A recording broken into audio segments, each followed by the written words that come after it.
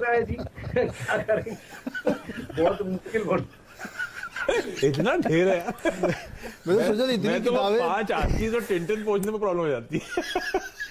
इतनी किताबें रजत आप पढ़ते हैं, मतलब गजब। गजब है।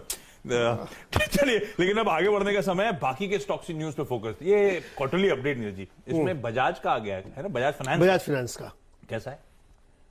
बहुत अच्छा नहीं है। अच्छा नहीं है? हाँ, अब तक बैंक्स के तो अच्छे आ रहे थे। देखिए ये सरप्राइजिंगली है। इसको अगर आप डिटेल में देखेंगे तो आपको बहुत अच्छा इसलिए नहीं लगेगा क्योंकि इनकी जो नए लोन बांटने की ग्रोथ है वो गिर गई है। अब इसका इंटरप्रिटेशन अलग अलग लोग करेंगे, लेकिन इनकी जो न्यू लोन्स की ग्रोथ है वो आप देखिए करीब 14%, क्लोज टू 15% गिरी है क्वार्टर ऑन क्वार्टर। हालांकि साल दर साल लो बेस पे आपको ऊपर दिखेगा, लेकिन उसके बावजूद एयूएम ऊपर दिख रहा है।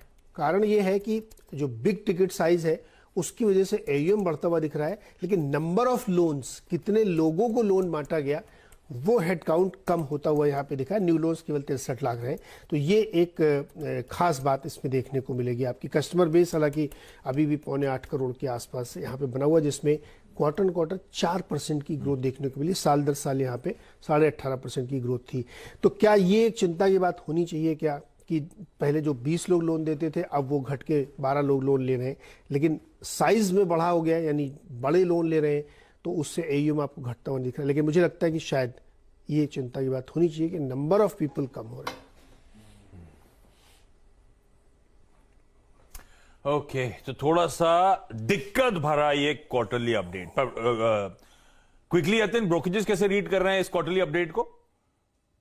देखिए, जैसे कि नीरज जी ने कहा है कि धीमापन जरूर आया है आउट परफॉर्मेंस में। इनफैक्ट अगर हम देखें एयूएम ग्रोथ का जो आउट परफॉर्मेंस है एचडीएफसी बैंक के मुकाबले, वो केवल 5% रह गया है, जो पहले 10-15% बेहतर रहता था। तो ब्रोकरेजेस का यही मानना है कि शायद ये जो वैल्यूएशन है वो अनजस्टिफाइड है। सीएलएसए की एक सेल कॉल है, टारगेट है 6,500। हालांकि मॉर्गन स्टैनली की एक ओवरवेट कॉल है, टारगेट है लगभग 8,800 रुपए के आसपास।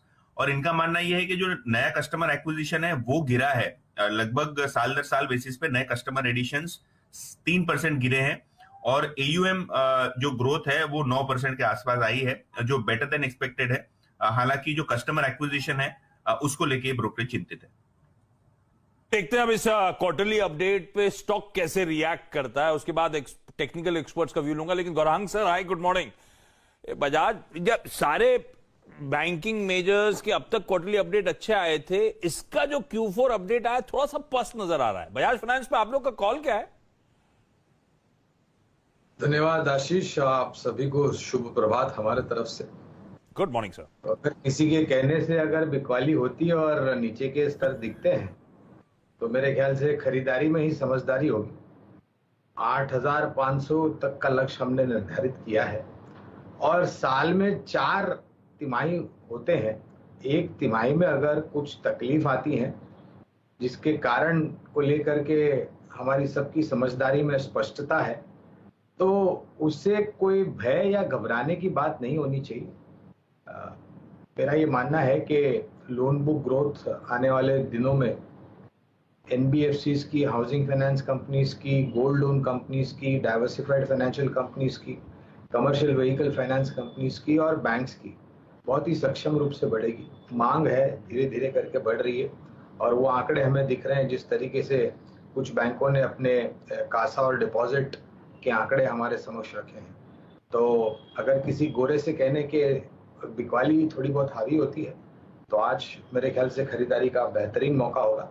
अगर आपका निवेश लंबी अवधि के लिए पहले से है, बरकरार रखिए, नहीं है तो गिरावट पर खरीदारी कीजिए। तो किसी वजह से अगर दबाव आता है तो दरअसल खरीदारी करने के मौके, क्योंकि 8,500